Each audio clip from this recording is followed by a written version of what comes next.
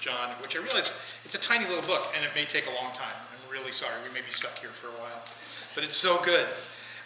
And I wanted, like I said last week, that I kind of want to break up introducing who the person of John. You know, John was one of the apostles, was the one that Jesus loved, one of the inner three.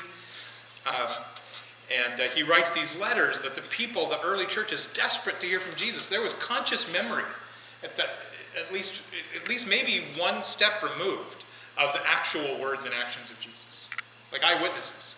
And they're like, we just want to hear from Jesus again. So as these epistles, as the apostles and as the writers are hearing from God and writing this, just how, can you imagine how much you would want to soak that up, to hear from Jesus again? But the apostles, John writes these. John's the old guy, which I thought would be appropriate for this group. Not all of you are old, but some of us are. And I love that he's the last man standing. Look at this, Peter and Paul, both martyred in Rome. Paul was beheaded. Peter was crucified upside down because at his request. Tradition says that he didn't want to die in the same way as Christ. Andrew preached in Asia Minor, Turkey, Greece, and said to have been crucified. Thomas was in Syria. Tradition has that he went as far as India and was pierced by 4 soldiers who killed him with spears. Philip had a ministry in North Africa, in Asia Minor, and Carthage. He traditionally converted the wife of the Roman consul, proconsul, and in retaliation for converting his wife, he had him killed, arrested and put to death, tortured to death. Matthew was in Persia and Ethiopia, stabbed to death in Ethiopia for preaching the gospel. Bartholomew. These are all by the way, these are the apostles we kind of forget when we're listing them. But they had these amazing ministries, and even to the point of death, they had huge travels all over in India and Armenia and Ethiopia. Various accounts of his death, but they're different things. I couldn't decide which, but he was martyred as well. James ministered in Syria. He was reported, Josephus, one of the best historians we have, reported that he was clubbed to death. Simon the Zealot was in Persia and was killed after refusing to make a sacrifice to their pagan gods. Matthias, who replaced Judas, was sent to Syria and was burned to death. John is the only apostle who died of old age. So as he's writing he's exiled on Patmos and writing these epistles, as he's writing the revelation of John, he's an old guy passing on what he has learned from God to the church. He is the last man standing. He's passing on his thoughts and perspective and revelation from God. We have a job to do, even though we might be getting older. I was talking to somebody before and talking about, we're at our age, every time I go to the doctor is another catastrophic report, it feels like. We were saying, man, it used to be I'd go for a run or something like that, or I was looking at a picture the other day. We found Deb has been going through old actual photos. Remember when those were on paper? And there's one of me, I had this huge bruise on my leg from playing softball where I slid into home and wrenched my leg and had to wear a bit. I know it's hard to imagine someone as smooth and coordinated as I am hurting himself playing softball, but I did, and looking at this bruise and that's how I used to get hurt. Now I get hurt because I slept on my side weird, and I have to put on some sort of balm to get through the day. As we get older, we have something to offer. Kind of like a trainer, a mentor. We have an opportunity, not in a cranky, this is the way you ought to do it, but in a way to actually bring people along and share with them wisdom without being domineering and condescending and without being willing to learn new things. All those caveats understood, we can still all do all those things. I was thinking of some trainers that I've had at work. Have you ever had a trainer that was this person that was like, this is how you're told to do it. This is what the handbook says. But here's how we really do it. That can go one of two ways. Sometimes that's super helpful. Sometimes it's not. I've seen clips. Any of you remember the show? There used to be a show called Undercover Boss. Do you remember the show? So where the boss, the owner of a company or something, would put on a bad disguise And I believe everyone knew who it was. But anyway, it was good fantasy for a while, like reality show, unreality TV. But he would go in and see how the business would work, pretend like a new employee being trained and see what was really going on. My two different examples. One is my favorite. There was a cookie store. There was a woman who had started a branch of cookies. She started as a baker, and she opened up all these cookie stores. And her rule was that you had to greet, take an order, and provide the food to every customer in 75 seconds. That was the company policy. So she went to work, and she's being trained, and she's trying to do this thing. There's a countdown. There's a literal countdown on the computer. When you greet somebody, the countdown starts. And so her trainer is like, oh, that's, when she said hi, and what would you like? And it was always like, ding, ding, sorry, you got to get 70. How long do you think that was? I don't know, 90 seconds? She goes, no, that was 3 minutes. You're way over. And like, just constantly hammering her, and like, I'm sorry, it's 75 seconds, 75 seconds. And so by the end, she realized I had created this culture that was destined for failure. And later, the manager that was training her, before she knew who she was like, it is impossible, but we have to try. So try and be nice, try and be kind, but be aware of the time and try and get it done. And in the end, because this manager, she's like, well, what'd you do? And she's like, oh, I would extend it. We want to be able to be kind to people. Why do people come back? Not just because the cookies are great, but because we're great. And so she gives this woman a promotion, who was the trainer. Because she pointed out a flaw. And she goes, oh my word, I created this unrealistic expectation that I arbitrarily chose without living it. The next one I watched, and I've got to admit I was watching on YouTube little clips, was a smoothie store. And this guy's now being trained by the trainer, and she's like, they don't know what they're doing. Everybody here are idiots. The customers are stupid, and the managers are dumb. Good start. And the trainer, so they're making smoothies, and she goes, I just make a large for everybody, and then pour it into a small. If they order a small, pour it in and throw the rest away. And he's like, well, isn't that like lost? Aren't we like wasting? He goes, it's not mine, I don't care. And he goes, and then when someone came in, they were like, hey, you didn't pay, just rude to customers. She goes, customers are idiots, you gotta let them know that you're the boss. This trainer was fired later, obviously. He had her, and he's like, I've never could imagine that someone like you would work for us, and you need to be fired. And so we've all had that kind of training. Not only that what we're taught sometimes doesn't match up with what the example is. We also have different ways of learning. When I was a teacher, we learned pedagogy, how different people learn, right? Some of us learn by doing, some of us learn by watching, some of us learn by example. Fortunately, God gave us all of those in the person of Jesus. And I think we're going to talk about that today. How do we live like Jesus? How do we live right? We are so great. We have teaching, we have commands, and we have example. We have an incredible manual, and we have an incredible trainer in the person of Jesus Christ. And it's described a little bit here in 1 John, starting in chapter 2. So the first one is, we need to follow Jesus' example. Follow Jesus' example. This is from 1 John 2, 1 through 6. My dear children, I'm writing this to you. I'm going to take these off and expand, make it bigger. Speaking of old, let me increase the font. 3 words per page. That should be done. 1 John 2, 1 through 6. My dear children, I am writing this to you so that you will not sin. But if anyone does sin, we have an advocate who pleads our case before the Father. He's Jesus Christ, the one who is truly righteous. He himself is the sacrifice that atones for our sins, and not only our sins, but the sins of all the world. And we can be sure that we know him if we obey his commands. If someone claims, I know God, but does not obey God's commands, that person is a liar and not living in the truth. But those who obey God's truth truly show how completely they love him. That is how we know we're living in him. Those who say they live in God should live their lives as Jesus did. Man, I love passages that are pretty clear, that don't take a lot of subtlety. I don't have to be real bright to be able to parse this verse.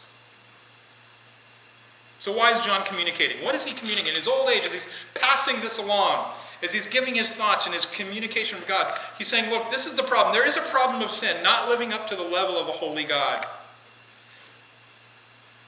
And he's saying what we want to do is begin to tear that away so that you don't sin. You don't have these things that are blocking you. Sin is a real issue and a real problem, not just for the ones who, not just the sins that Anything that keeps us from connecting with God is sin. Anything that keeps us living there. Not just the sins that we list in our head. I think sometimes over the years, especially if we've been in the church for a while, we've got our top 10 sins. We steer clear of those, we're okay. And I think we maybe need to redefine that and relist that. Rethink it. Because usually that list is other people's sins. Usually that list is what we see other people struggle with. Right?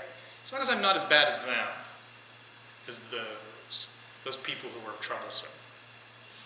No. I see a lot of people speaking out against sins that others should eliminate from their lives, rather than speaking out boldly about sins in my life that I need to confess and remove. So Paul's saying, John is saying, this is a problem. Sin is a problem. It's a real thing. It really is an issue. Ways that we don't measure up. This barrier, this chasm between us and God, it is a problem, and I want to help you not do that. So what is sin? It's actions and beliefs and behaviors that pull us away from God. I'll even go so far as saying it is breaking the commandments of God. That separates us from Him. Not following the training manual. And I hate referring to the Bible as that, but I understand the analogy in context, right? Not really following it. Things that keep us from understanding God. That's what separates us from Him. God's love and grace and mercy does not dismiss, diminish, or ignore sin. You know I preach about God's grace and love and how we need to care. We want to focus on that, but that doesn't mean sin doesn't exist. Things that separate us from God don't exist. God's grace and love and mercy and forgiveness just puts it in its proper place. Its proper place is that it's a barrier between us and God that He has overcome. Sin is not more powerful than God. Sin is not more powerful than grace. It needs to be addressed. We need to face it, but we need to understand that it's already been overcome. That Christ has offered a bridge between us and Him. So I love that it says, if any of you sin, and I kind of feel like I feel John in his writing at this moment. Not sinning, but a little bit like, so if any of you were to sin, wink, wink, we know you're all sinning, right? If any of you are going to sin, it's a problem, and yes, we want to stop, but yes, it's beyond our efforts, our personal efforts to fix it on our own. It's going to happen. It will continue to happen, just like we talked last week, that sin is this thing that is in our lives, even as believers, even as followers, even of those of us in the kingdom. Sin continues to plague us, and fortunately we need to find a way out that is beyond us, because our efforts, the law, following the rules, looking better, hiding it, none of that really works. We need Christ. We need help. We need an advocate. We need a hero, like we said last week. We need an advocate. Jesus is our advocate. What does an advocate do? It's someone who fights for us. A couple of ways to do it. Someone who argues in court or in the halls of power for us. Someone who speaks for us. Someone who has influence and ability to speak on our behalf in places of power and decision making. But Jesus is a different kind of advocate. When I go to court, I've never been to court. Well, I went to traffic court once. I shouldn't tell stories because I'm trying to be done. It's a 20-minute rule. Okay, one time I went to traffic court because I had this big heavy coat and I had put the seatbelt under my arms instead of across me, and a cop pulled up, peace officer, pulled up next to me, and I saw him out of the corner of my eye, and I went like that, and he assumed that meant that I was evil. So he pulled me over for, like that, and you got to admit, I will admit, that's a little suspicious. I wasn't doing anything, right? So he pulls me over, and he's like, "You're not wearing a seatbelt." I go, "I am." He goes, "Well, you're not wearing it properly." So I decided, you know what, I'm going to argue this in court. So I had all this thought of what I was going to say and how I was going to make it work. I get to court, and they read the ticket. The police officer isn't there, and they're like, "So what do you want to say?" And I said, "Well, I had it under my arm." They're like, "All right, we'll cut it in half." I'm like, "Okay." But I have a lot more. And he was like, "Don't wear it right next time." Okay. I didn't have an advocate. I could have used an advocate. It's so nice to not have to advocate for yourself, right? But here's the difference. I was saying I'm innocent. Jesus is a different advocate. He does not proclaim our innocence. He proclaims our guilt. He proudly says, yes, Dave is a sinner. Me, Dave, not all the other Daves in the room. Dave, me, is a sinner. And I have forgiven him. He is our advocate, and he is our atonement. He has paid the price already. The power of confession. The confession of sin admits the power of Jesus to overcome our distance from God. We need to admit and proudly proclaim our failures. Not to continue to do it, but to say, I tried my best and couldn't do it, and I need an advocate. What we hold on to is not that we've never failed, or that we finally figured out all the right stands and beliefs and actions, and that we did or did not do them, but that we failed miserably and turned to Jesus with wet cheeks, with tears, and accepted his forgiveness and love. That, I felt a little hokey writing that, because I'm not usually so poetic. But I thought of me finally getting clean. Finally admitting it. And realizing, instead of being more hated, I was more loved. Jesus is righteous. How can he be our advocate? We have a righteous advocate who was perfect. We kind of throw that thought out quickly because we admit, yeah, Jesus, of course he's righteous. Yeah, he's perfect, right? All right, move on. We miss this. The reason he was perfect was not because he did everything right, but because he was perfect. He was righteous. He was other. He is different. He is righteousness, not that he did righteousness. Not his performance or his actions. He is what righteousness is. So he does what is righteous in and of itself, and that's the example we need to follow. We never have to look at Jesus' actions and go, I don't know if that's right. Which I think we do often today, unfortunately. Try and find loopholes or reasons or explain away what he did so that we can do what we want. Not the fallible interpretations of a book by some pastor like myself or other preachers. We need to follow Jesus. Follow his example. He is righteousness. If you ever hear me contradict Jesus, choose Jesus. Right?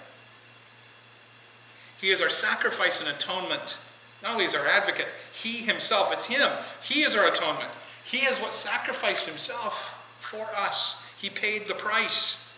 He has balanced the books. He is the answer to our sin addiction. It's to follow Jesus himself, not compliance to rules or a set of beliefs. We need to see this in the proper order. The cart and the horse, right? We need to make sure the cart is behind the horse. The cart is living free from sin and connected to God and to each other. The horse is knowing and following Jesus. If we know and follow Jesus, if we follow his example and we know him and we live with him, then what follows is living correctly. So often we wish it were the other way because we can control the cart. I want to make sure I know all the rules and have all the right decisions and have all the power to be able to do it. And then I can get it right and I can make sure you're getting it right. I know where everyone stands on the hierarchy. No, follow Jesus, the rest follows. Loving Jesus and being loved by Jesus leads to less sin and a deeper, closer connection with him. Yes, we need to love Jesus, but we also need to allow Jesus to love us. Remind yourself that you are loved by Jesus. Not with a held nose, not in spite of, but because of who you are. The atonement and the reparation for wrong or injury, the reconciliation that comes because of his sacrifice balances the books.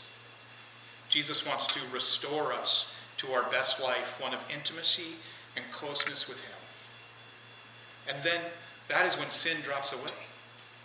That is what causes us to not want to sin anymore. Why would we want to sin when we can be close to him?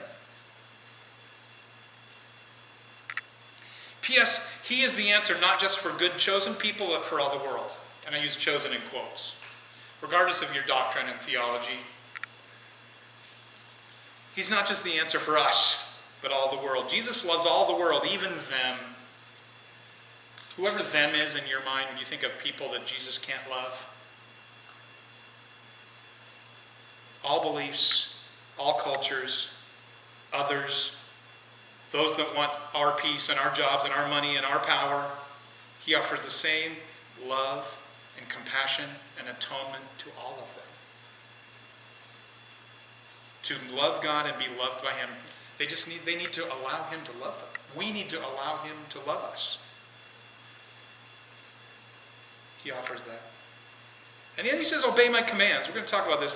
That proves you're a follower. What commands? What did Jesus say are the commands? Love him and love others. Right? If you don't love as he loved, then you're not in his kingdom. If we say we are, but we choose the path of hate or of judgment, we're probably not in the path of Jesus. The proof is the fruit. We can't lie about that. We cannot say we are of him and don't love people and don't love him.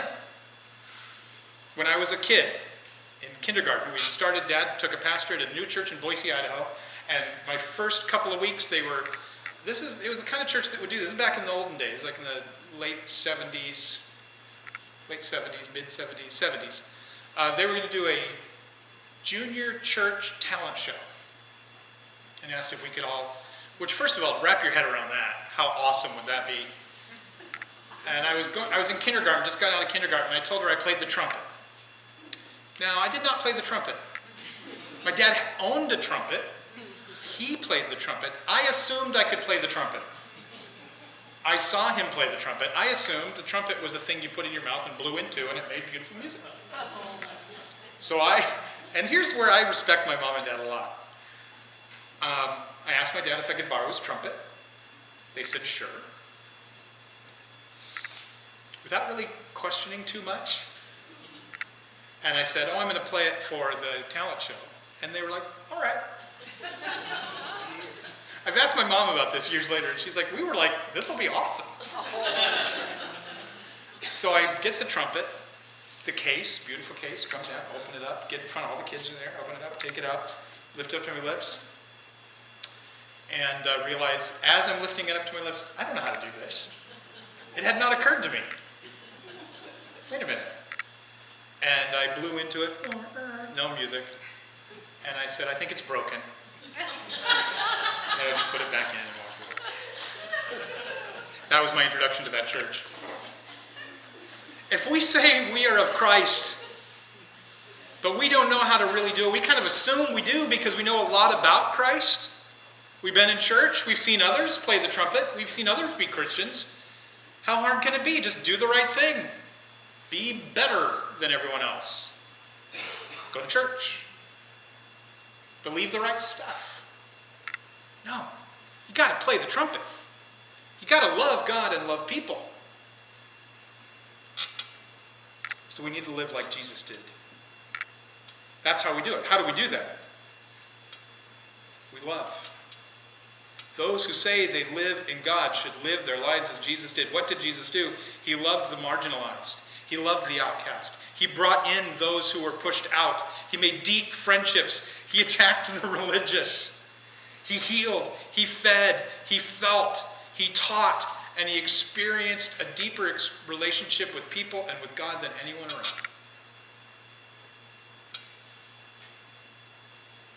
Sin is real.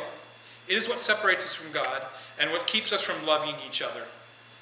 And we need to ask ourselves some tough questions about stopping sinning. We need to get rid of what is in my life. I think most of it is hate and greed and lust and power and wanting dominion and living out of fear. Have these crept into my life? Ask yourself these. Ask myself this. I need to have that. Has this crept into my life, into my beliefs, into my speech, into my opinions, into my activities? What separates me from God? My need for security? My need to amass? My need to make sure that I'm right and everyone else is wrong? To exclude others that I'm afraid of? Have I allowed fear of being unloved and uncared for so infuse me that I have turned away from love and turned to protection? Giving in to my wants and my lusts in spite of how others are used to get that?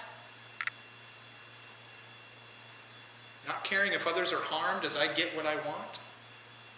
Do I let fear change and let it be in charge of my life? Or do I want to live like Jesus, who in personal sacrifice and complete love invited everyone to be with him, and fed them when they needed food, cared for them when they needed love, forgave them when they needed forgiveness, and called them out when they needed to be called out? So we need to know Jesus. How do we do that? We know who he is and what he did. We read about him. We love him. We speak to him. And we listen to him. And then we learn how to play the trumpet. We learn how to do it. So if we want to live like Jesus by following the commands of Jesus, we need to know what these commands are. So point number 2. We need to follow Jesus' commands.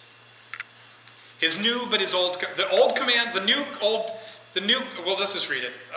1 John 2, 7 through 11 says this. Dear friends, I am not writing you a new commandment for you, but rather it's an old one that you have had from the very beginning. This old commandment, to love one another, is the same message you have heard before. Yet it's also new. Jesus lived the truth of this commandment, and you are also living it. For the darkness is disappearing, and the true light is already shining. If anyone claims, I'm living in the light, but hates his fellow believers, this person is actually living in the darkness. Anyone who loves a fellow believer is living in the light and does not cause others to stumble. But if anyone hates his fellow believer, is still living and walking in darkness. Such a person does not know the way to go, having been blinded by the darkness. So John writes this, and I'm like, man, now we're getting somewhere. Follow Jesus, good, I get it, I want to do that. Tell me what to do. Tell me how to do it. Tell me what I need to believe, John. Come on, lay it out there. Give me the rules so I can make sure I'm doing it right. And he says, here's your new command, but it's kind of an old command, but it's also new. Thanks a lot, John. As if I didn't have enough to wrap my head around the old Mosaic law and the prophets and all that, and also, Jesus, how do I make this work? He's like, it's old, it's new. Here's what it is. He says, this is the old commandment. Love one another. It's the same message you've heard before. I love this. He's like, look, we already knew that. But he's saying, look, love has always been the point. Even in the law, even in the prophets, even in the writings, and from Jesus. And hey, you're already trying to live it. That's always been the point. All of the law, all of the prophets, all of the rules was how do we love God better and love each other. Everything else was a misunderstanding. Everything else that we took away from that in the wrong way, we were doing the wrong thing with it. The point is love. He's like, this is a newly understood and exemplified and experienced. We can experience and understand the law in a new way. Yeah, it's new because we finally get to see how it's supposed to work because guess who we had? Jesus, who did it. He played the trumpet. He showed us how to do it. There are those who felt loved, experienced love, that would never have experienced that before until Jesus. Think about the world we get to live in as believers, as followers of Jesus. We get to love people in a way that they never would have experienced if it weren't for the love of Jesus. The mercy of God flowing through us. It was taught, but it wasn't observed. It was taught, but it wasn't understood. It was taught, but not believed. It was taught, but not thought possible in real life. I think all of the law and the prophets and the rules, after years, they're like, yeah, this is what we're supposed to do. But we all know in the back of our minds, in the secret place and in the darkness, that we can't do it. So we either have to lower the bar or we have to pretend like we are until Jesus. Then Jesus came and said, this is how you live it. You live the point. You love God. All of these things are to help us love God and love people. So quit focusing on that part and focus on the love part, and the rest will follow. We can live it. I love that John's like, hey, you're already living it. Keep living it. Love everyone. Make sacrifice. No greater love than to lay down your life for a friend. Sacrifice. Give up your own lust and desires, sin, to love others. Sacrifice my time, my stuff, my security, my power, and my demands to love others. And the dark is being defeated. I love this. He's like, hey, the dark's already lost. But we're making encroachments into the light. It's like after a long, cold, terrifying night of camping. Have you ever been in a tent? I admire those of you who now no longer have tents and can now use campers are smart. Because a tent is scary. You hear things outside of a tent. And it's cold and it's dark. I'm sorry I have to do this. One of my favorite stories, there's a book that I read once called The Hobbit. I don't know if any of you have ever heard of it. But it shows the power of the light over darkness. Can we show, I just want you to, here's the story. Let me set it up here before we do. There are these trolls, like you get. Which is why probably I was scared in a tent that I had read this as a kid. And assuming, oh, there's trolls out there. There are these trolls who have captured the dwarves and the hobbit. And they're going to eat them. And they're arguing about how best to eat them. The thing about trolls, though, is the light has an amazing effect on trolls. If a troll of sunlight turns them into stone, and I love this story that they're fighting, and at the last minute Gandalf shows up, and the light comes over, the dawn comes, and the danger is turned into stone. That is what it's like living in the light from living in the darkness. The light has won. And we all have moments when we're in the tent at night, and we've been scared, and it's dark, and suddenly the light shows up, and it's morning finally. I have that today in my own comfy bed. That I've woken up 3-4 times in the middle of the night for various reasons. And I'm laying there and my back hurts a little bit and I'm kind of tired, but it's like it's 4. I can't get up yet. But then it gets closer to 6 and I'm like, now I can reasonably like a human get up and it's light out. The dark has been defeated. Living in the light is loving everyone and bringing them to light with us and letting the light reveal sin, revealing those things that are causing them to be separated from God, and then having the opportunity to confess and experience the grace and atonement and the advocacy of Jesus. That they find Jesus and Jesus restores them. It's not us pointing out all the damaging stuff and the problems and making them change and convincing them and demanding that they change. It is Jesus, the light of God, warming them at that moment.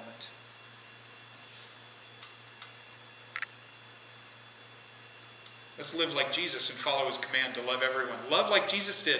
When we finally came to Jesus with all of our stuff and we laid it down and we confessed him, what was his response? To embrace and to love and forgive. And we need to emulate that. That is his command. Hate is in the dark. Hate is alone. Hate is the lie in the darkness.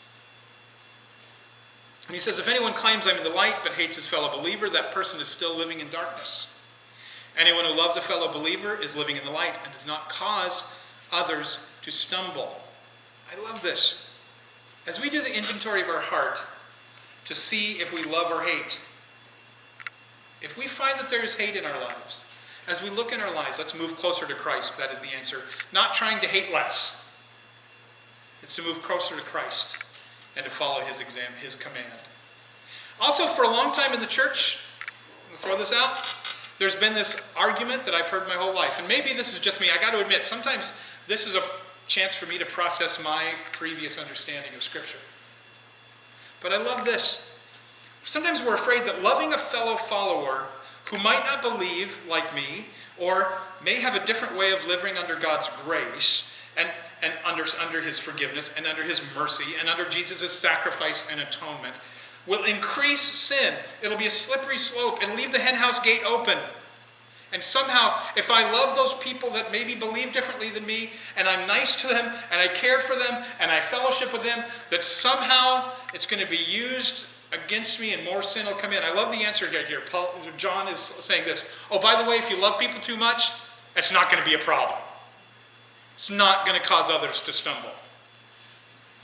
Right? What does he say? It pretty explicitly. Anyone who loves a fellow believer is living in the light and does not cause others to stumble. If you're not sure whether you should love somebody because of who they are, love them. Because that hindrance is you, not them. That hindrance is me, not the other. Love is always the light and will not cause stumbling, because God is the light.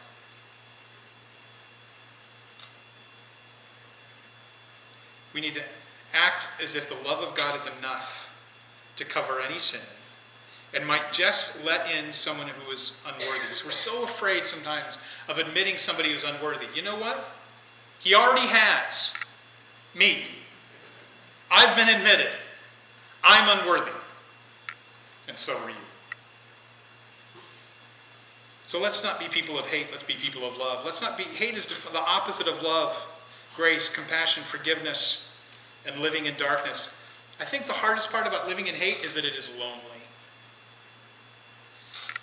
It keeps us apart from God. I love that it says here at the end, we're blinded. What blinds us? The darkness. We're not blinded by the light. We're blinded by the darkness. So the command, the new command that's the old command that's the new command is to love. So let's redefine our list. Let's redefine the understanding of following God's commands. Not following the lists and the rules, it's changing our heart to love Jesus more, to allow us to love others.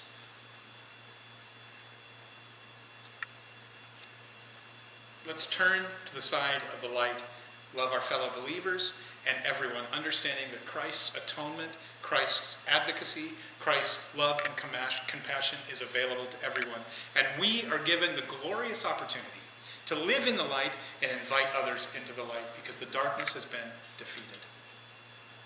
The answer to our struggle of sin is Jesus.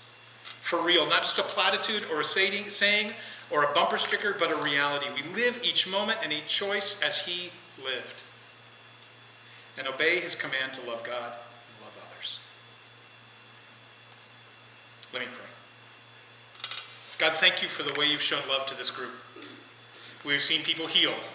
We have seen people turn from old ways. We have seen people continue to grow. We have seen people change their long-held beliefs and following old understandings. God, we have seen people sacrifice and care and offer generous compassion for each other. And God, I ask that we would be a bubble of that in this world, where everyone's drawn up sides and shooting at the other side with slings and arrows. Help us to be a place where we embrace and love anyone who wants to be in the light, because you are the light. Help us to choose to follow you in spite of everything else, to courageously, to bravely, and to honestly admit our own weakness. And thank you for advocating for us. Thank you for your forgiveness, for your grace, and most of all, your love. And please help us be people who it flows through to the people around us. We really do love you, and we thank you for all you've done and all you are. In Jesus' name, amen.